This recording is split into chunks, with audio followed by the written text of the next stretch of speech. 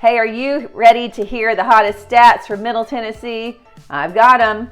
So I'm Lori Cloud at Keller Williams in Music City, and I want to give you the data because as I told you last time we did one of these, things are starting to slow down a little bit. Now the numbers are in.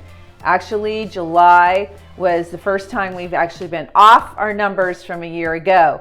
It was down 8%, but I'm going to caveat that with, remember last year, July was the highest peak moment. July and like December were the highest months for closings. So we still had like 4,300 closings. That's a great number. Where we kind of saw volume fall off was in the single family homes, where volume peaked and spiked a bit was in condos. Condos were up 8% in sales, and probably driven primarily by the fact that we had school starting in August, people trying to scramble and figure out what their housing situation would be, because a lot of times students will go ahead and buy a condo for the 3 or 4 years they're going to be here.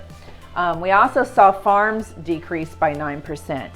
So what the number we are concerned about though is that the pending sales, where somebody went under contract in July and it's supposed to close in August or later if it's a new build, those numbers are off 20%.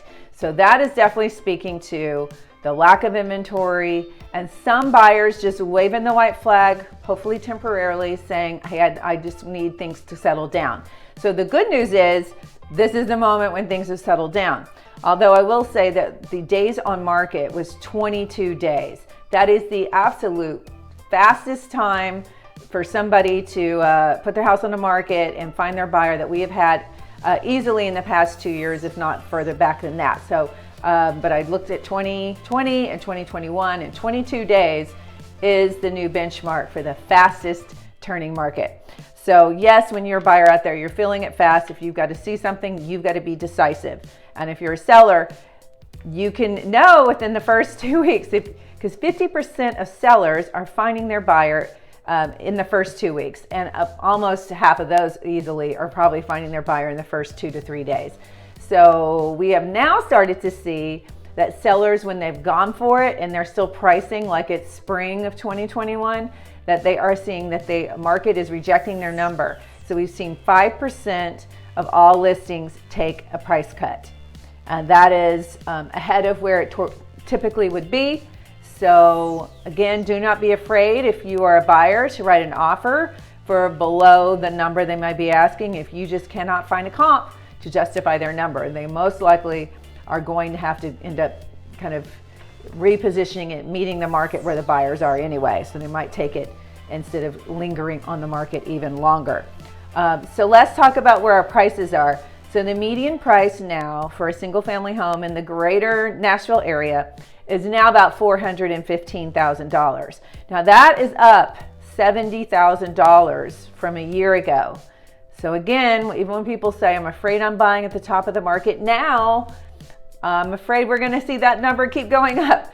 So now is still a good time to be buying. And if you're selling, it's a fantastic time to sell.